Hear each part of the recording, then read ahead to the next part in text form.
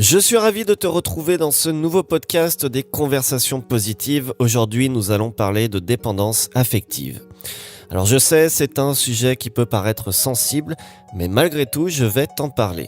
Tu es sans doute amoureux, tu es sans doute en couple. Ton cœur bat plus fort lorsque tu es avec ta conjointe ou ton conjoint. L'amour est plus fort que tout et l'amour doit en tout cas prendre une place très importante, évidemment. La dépendance affective, c'est quoi ? La dépendance affective, c'est lorsque tu aimes par procuration. C'est lorsque le regard de l'autre est plus important que le regard que tu as envers toi. La dépendance affective, c'est une façon d'être accroché à la personne. C'est-à-dire que tu aimes peut-être pour les mauvaises raisons. Tu aimes peut-être parce que tu n'as pas confiance en toi ou tu ne t'aimes pas. Tu es dépendant affectivement parce que tu as besoin de l'autre pour aimer. En tout cas, tu as besoin de l'autre pour t'aimer. Tu t'aimes à travers le regard de l'autre. Et le but à terme est justement de ne plus être dépendant affectivement, de retrouver ta propre place, de retrouver ton propre amour envers toi, pour que justement la relation de couple soit la plus saine possible. Parce que lorsque tu es dépendant affectivement, eh bien, tu peux t'oublier au sein de ton couple. Parce que tu es tellement dépendant que tu dis oui à l'autre. Constamment, tu dis oui à tout. Même si toi, tu as parfois cette impression de t'oublier et que tu t'oublies véritablement. C'est comme ça que inconsciemment tu fonctionnes, tu te sabres, tu te sabotes et justement tu perds au fur et à mesure de la confiance en toi et de l'amour pour toi. Dans ce podcast, j'aimerais te montrer 5 points justement qui, je pense, vont t'aider à sortir de cette dépendance affective si tu te retrouves dans ces mots-là. Premièrement, c'est prends conscience de tes besoins. Prends conscience des besoins réels que tu as. Pourquoi tu es au sein de ce couple ? Quels sont tes besoins ? Quels sont tes besoins en termes d'amour ? Pourquoi es-tu dans cette relation et comment te comportes-tu au sein de toutes tes relations, de ton couple, au sein de tes relations amicales, quand tu es entre potes, tu vois ce que je veux dire ? Au sein de des relations professionnelles, comment tu te comportes ? Es-tu le soumis ou es-tu équilibré, ni dominant ni dominé ? Tu vois, c'est ça la différence. La dépendance affective, tu deviens soit dominant, soit dominé. Dans un couple, malheureusement, dans beaucoup de couples, il y a cette notion-là. Et on ne peut pas être libre si on est soit dominant, soit dominé. On ne peut pas trouver cet équilibre si on est soit l'un, soit l'autre.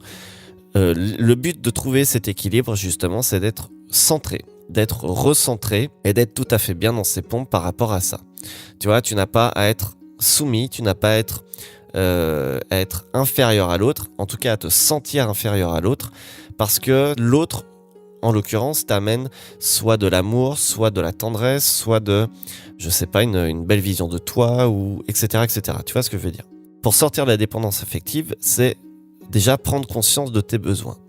Prendre conscience de tes besoins et de comment tu réagis. Comment tu réagis face à ces besoins. Est-ce que tu mets tes besoins en silence ou est-ce que tu les assumes ? Deuxième point important, c'est l'amour de soi.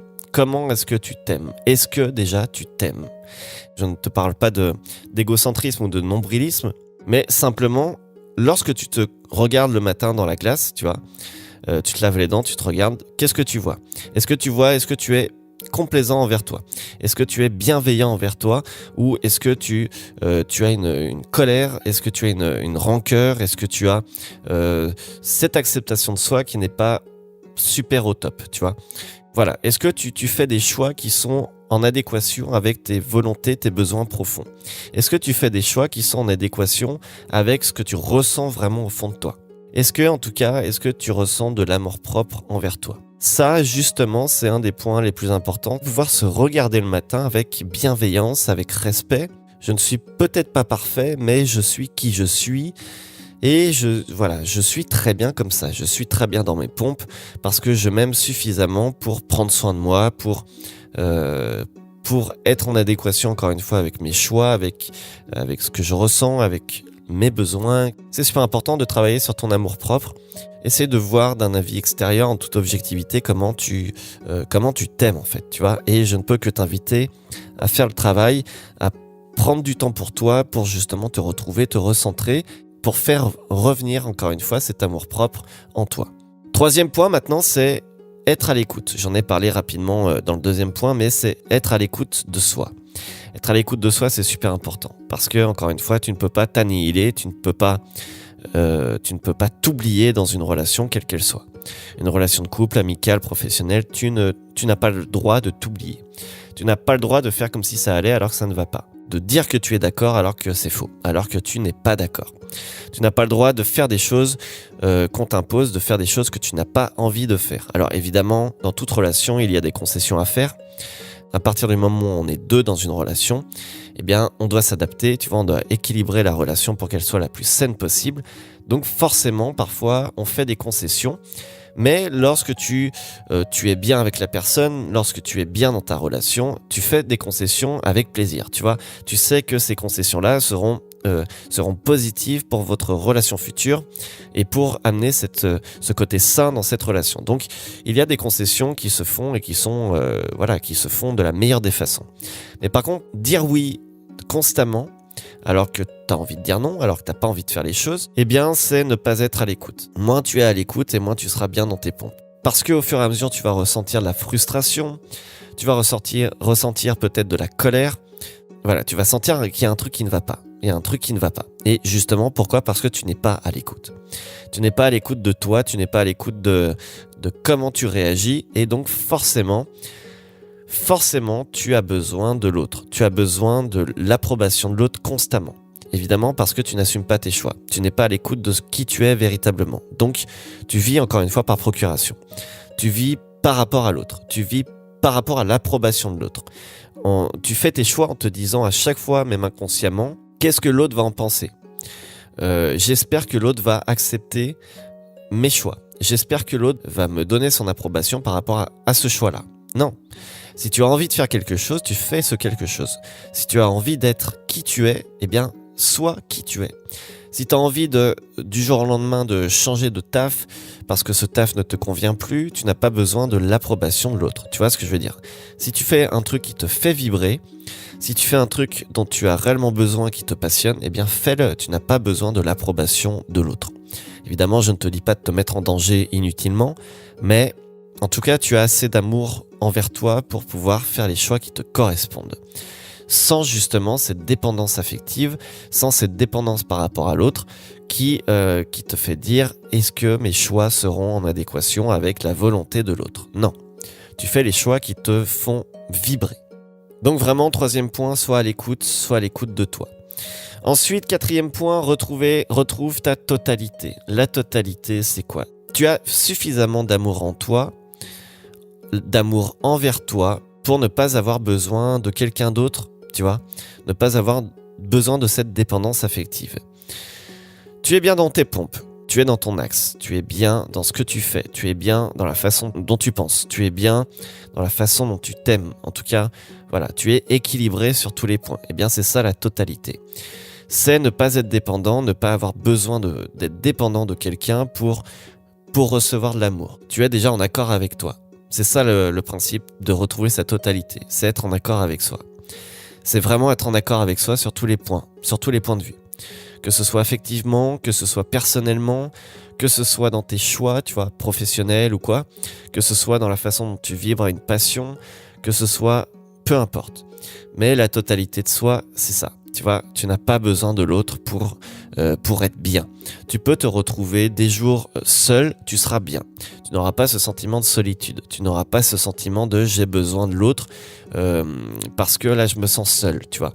Tu n'auras pas besoin de l'autre pour qu'il comble un manque, pour qu'il comble un vide, parce que tu es plein. Tu es plein en toi. Tu vois, c'est vraiment ce truc, tu es plein dans ton cœur, tu es plein dans tes tripes, tu es plein dans ta tête, dans ton esprit, tu es plein. Tu n'as besoin de personne pour te débrouiller. C'est ça la totalité de soi, c'est vraiment ça. Une certaine autarcie, tu vois, autarcie des sentiments, autarcie de la façon dont tu fonctionnes. C'est-à-dire que vraiment, tu peux te débrouiller seul. Il y a beaucoup de personnes qui sont en couple parce qu'elles ont peur de la solitude. Parce qu'elles n'arrivent pas à se retrouver seules. Elles n'arrivent pas à combler ce vide, à combler ce manque seules. Elles n'arrivent pas à se débrouiller seules. Pourquoi ? Parce que justement, ce sont des personnes qui n'ont pas retrouvé cette totalité d'eux-mêmes, qui ne sont pas en accord avec eux-mêmes, qui n'ont pas retrouvé cet équilibre. Et justement, encore une fois, il y a beaucoup de personnes qui sont en couple ou qui ont des relations amicales des amis avec lesquels ces personnes s'emmerdent royalement. Parce que voilà, chacun s'est sorti de sa solitude. Les gens n'ont rien à se dire, où chacun est sur son smartphone ou son iPhone dans une soirée, alors que voilà, t'as personne qui parle, t'as tout le monde qui s'emmerde en fait. Et justement, les gens préfèrent se retrouver et s'emmerder ensemble plutôt que d'être seul, d'être totalement en accord avec soi et de méditer, d'avoir des réflexions, de lire, d'écouter de la musique, tu vois, de penser, de se retrouver. Ça, c'est super important. Et justement, la totalité vient par ça aussi. De savoir se retrouver, de savoir prendre un bouquin, tu vois, d'être complètement seul, de prendre un bouquin, de s'enrichir personnellement, tu vois, de méditer, de faire le bilan sur sa vie, de faire le bilan sur ses choix, sur ses besoins actuels, sur les changements que tu aimerais apporter à ta vie, comment tu vois ta vie, comment tu vois, c'est tout ça aussi, c'est tout ça la totalité de soi, c'est vraiment faire tomber les masques et être en accord avec soi. Et c'est justement ne plus avoir besoin de quelqu'un d'autre d'extérieur pour être tout à fait plein au fond de soi, tu vois, tout à fait total en tout cas. Et enfin, 5e point, c'est s'exprimer, c'est en parler. Dans n'importe quelle relation de couple, dans n'importe quelle relation, quelle qu'elle soit, eh bien, l'expression est primordiale. Si tu es passionné par quelque chose et que la personne avec qui tu es en couple n'est pas du tout passionnée par ce truc, eh bien, forcément, au bout d'un moment, ça va coincer. Parce que cette personne, si tu es dépendant affectivement ou si cette personne est dépendante affectivement de toi, eh bien cette personne voudra te garder auprès d'elle tout le temps. Tout le temps, tout le temps, tout le temps. Et justement, toi, tu vas passer à côté de ta passion. Tu vas passer à côté de la chose, de l'activité, en tout cas, qui, toi, t'anime et te fait vibrer. Et dans ce cas, tu vas t'annihiler, tu vas t'oublier complètement. Et tu vas ressentir encore une fois au fur et à mesure de l'aigreur, de la frustration, de la colère, etc., etc. Donc le fait de s'exprimer, le fait de dire à ta partenaire ou à ton partenaire, écoute là, j'ai besoin de cette bulle de liberté, j'ai besoin d'être indépendant affectivement, en tout cas d'être indépendant sur l'instant. Voilà, sur les 2-3 heures que je vais passer à faire ma passion ou à travailler sur mon business, si tu es infopreneur ou j'en sais rien, en tout cas à travailler sur ce qui me fait vibrer, tu vois.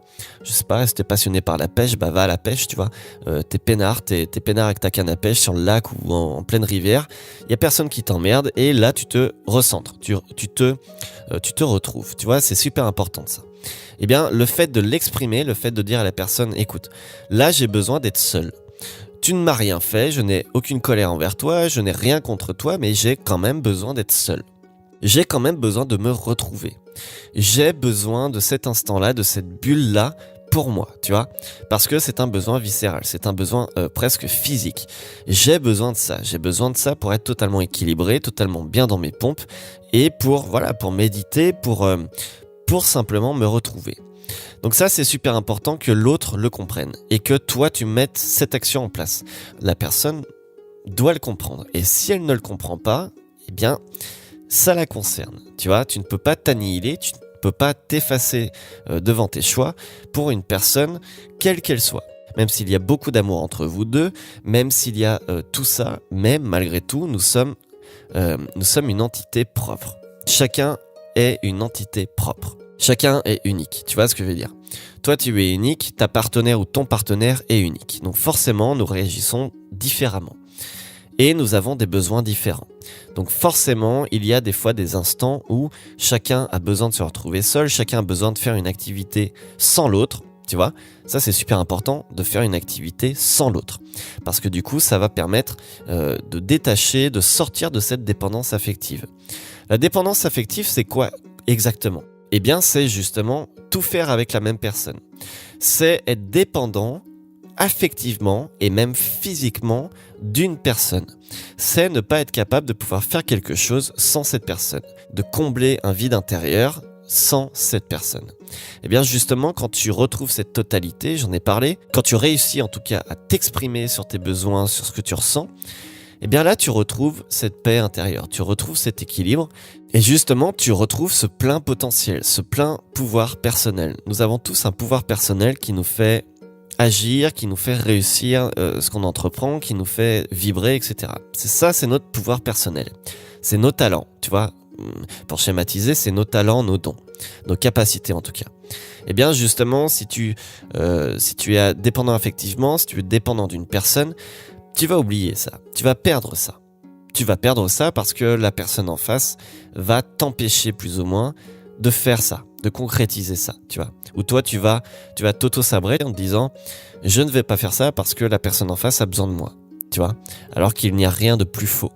Il n'y a rien de plus faux parce que là, tu vas perdre de ton énergie et tu vas perdre de ta joie de vivre.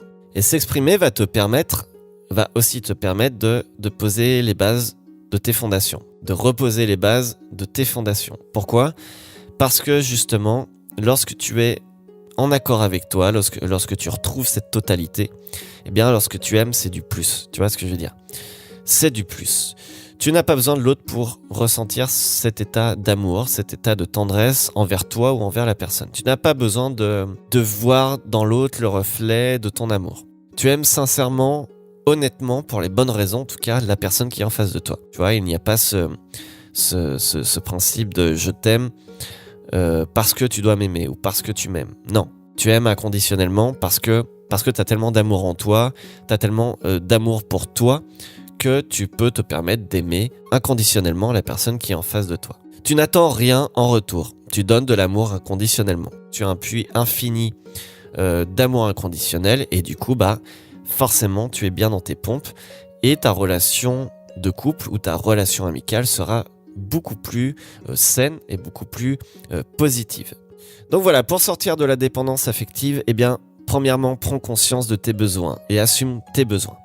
Deuxièmement, prends conscience de ton amour-propre, de l'amour envers toi. En tout cas, travaille là-dessus tous les matins en te regardant dans la glace par exemple et en étant le plus bienveillant possible envers toi. Troisième point, sois à l'écoute. Il est primordial d'être à l'écoute de tes besoins justement, d'être à l'écoute de ce que ton intuition, ton instinct te disent. Quatrième point, retrouve la totalité. Retrouve ta totalité, c'est-à-dire sois le plus en accord avec tes principes, avec tes choix, qui tu es et ce que tu as envie de faire. Et cinquième point, exprime-toi. Dis les choses. Si tu as envie de te prendre une bulle de 3 heures où tu pars tout seul, tu vas pêcher, ou tu vas faire de la musique, ou tu vas voir des potes, ou j'en sais rien, eh bien prends cette bulle.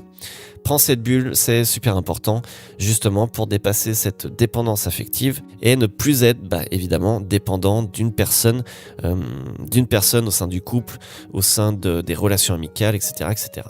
J'espère que ce podcast t'a plu, laisse en commentaire si c'est le cas et si tu as été confronté ou si tu es confronté à une dépendance affective quelle qu'elle soit. J'espère donc que ce podcast t'aura aidé. Moi je te dis à très vite pour d'autres contenus. En attendant, prends soin de toi. Ciao.